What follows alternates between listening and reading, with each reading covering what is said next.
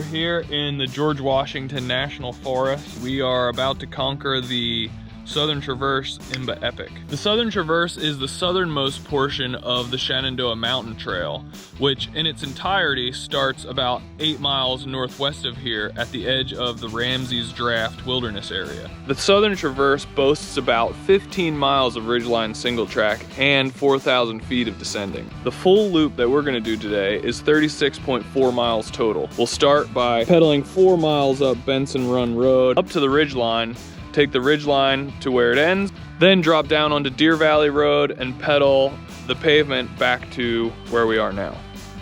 So the full loop is about 40% single track with 4,000 feet of climbing, 4,000 feet of descending. There are no e-bikes allowed, but dogs are welcome. Speaking of which, Sherman! Have you seen him? What were you getting into? So we drove in this morning, but as you can see here, this is a nice camp spot. In the George Washington National Forest, there is dispersed camping, so that is allowed here. So if you have a van or RV, I recommend driving in during the day. You do cross a couple creeks. There's some potholes on the dirt road, but I mean, if this thing can make it, I think most any vehicle could. How did we get here?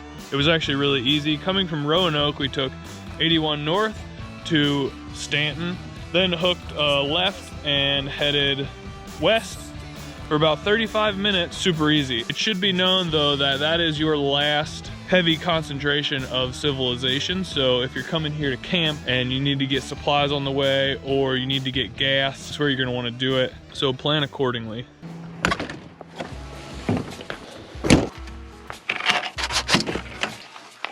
Before we shove off here, there are some things you should know. Once you get going and you get up on the ridge, there's really no bailouts. You're pretty much committed. About 14 miles into the ride, there is a Forest Service road called Jerk'em Tight. I'm not making that up. That's the only bailout off the ridge, and it's rocky and steep and a lot less fun than the 5 miles of single track that you would otherwise miss out on. So I reckon that's an emergency use bailout only. Speaking of which, there is no cell phone coverage here, but once you get up on the ridge, there is some coverage, and surprisingly enough, T-Mobile actually gets the best coverage up on the ridge. Also, before you plan a big trip to come here, you may want to consider your timing. Right now, it is actually December. Can you believe it?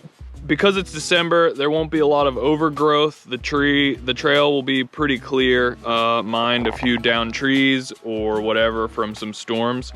If you plan on coming here during the summer, you may want to reconsider, at least get some intel, because the briars and nettle can get pretty thick up on the ridge. The trail is maintained by the Shenandoah Valley Bicycle Coalition, but like I said, this is a remote area and maintenance might not happen here as quick as it would in some other places. Anyway, you're gonna wanna pack enough food for about 3 to 5 hours depending on your skill level. This is my wife, Emily. Her and I are gonna do the ride today. We're both on trail bikes. The same trail bike, Process 153. It's a 160 bike.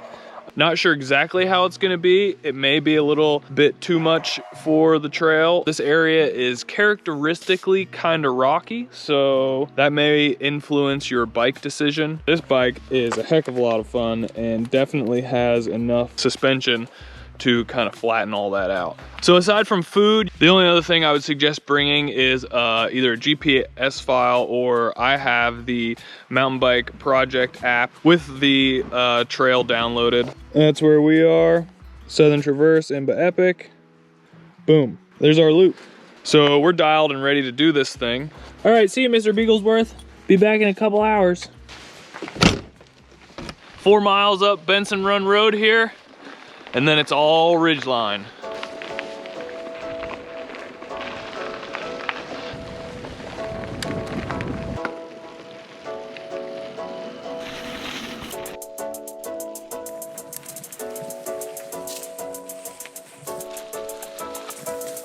We are 3.7 miles in and we made it up to the Shenandoah Mountain Trail. We got the road climb out of the way. It was pretty mellow. We just get to rip this for the next 15 miles. This is cool. Enchanted.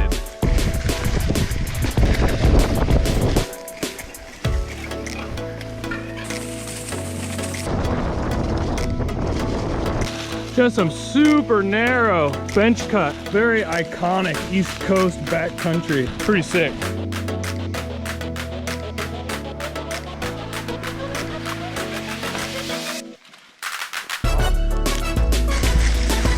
Man, it's so nice today.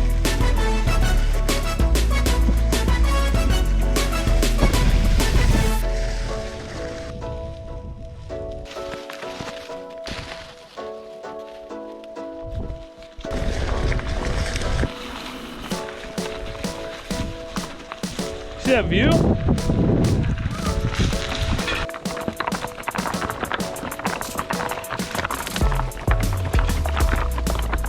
First tracks, baby.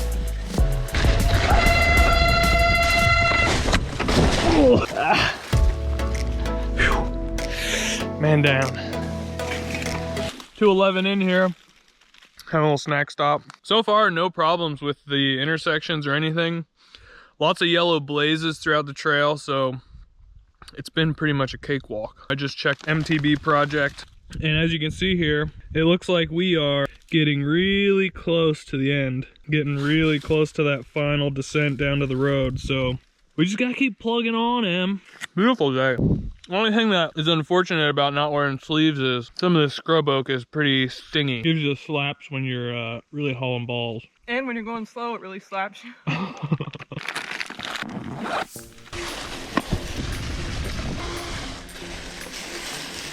Excuse me. Yeah!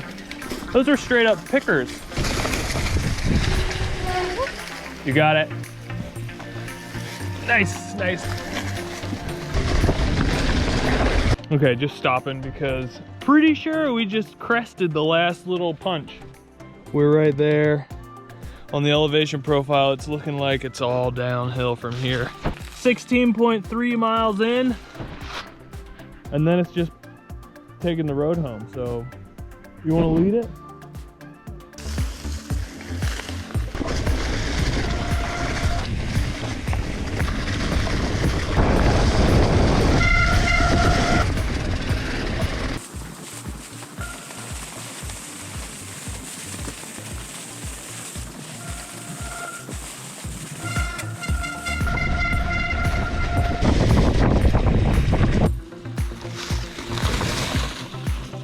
Okay, that was it. We did the ridge. 18 miles in and you hit this road, which is 625, I think.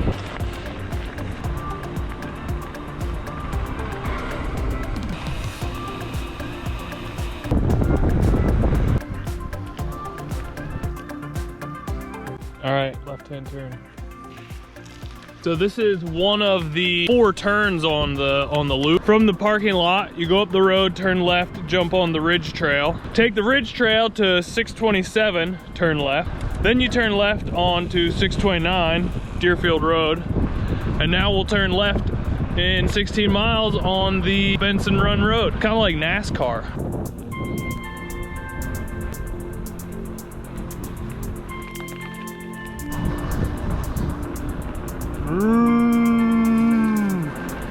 Sorry, didn't mean to scare ya. That's it. The only store stop on the entire route. About 4 miles from the finish, so might as well just pack it in. Tips up. Snuck that one in before dark, huh? So as we're pedaling into the parking lot here, let's do a little recap. First of all, I was really struck with how straightforward this ride is for being so remote and backcountry. It's marked really, really well with yellow blazes and yellow diamonds. Also, for being so remote and backcountry, it was surprisingly well maintained, aside from the scrub oak that was painfully slapping you in some sections, not all sections. I would say the hardest part about the whole trail in general was actually just staying on the bench cut. A lot of the trail would kind of meander on either the north and south side of the ridge. It would have some pretty narrow bench cut, and honestly, just trying to stay balanced on that was the toughest part. There wasn't a lot of technical rock gardens or treacherous descents. And snowy. Oh yeah, we had to deal with some snow, which made things a bit slippery at times. Other than that, I mean, this is a pretty straightforward route. It took us 3 hours and 40 minutes of ride time. And then the ride back on the road is actually quite enjoyable. Really nice farm roads, not a lot of traffic. We just did it on Friday night at rush hour. Probably had 10 cars pass us in over an hour of riding. As you come back on the road, you can look left and see the ridge that you were just on for 15 miles, which is pretty cool. So all in all, it was a really good day. First time on the Southern Traverse. Now I gotta get back to my Beagle. He's been without us for over 4 hours. He's probably eating all the food in the RV. Oh, they can probably figure out how to open the cabinet. Thank you. What's up, Mr. Man? Where are you going? Okay, you can go now.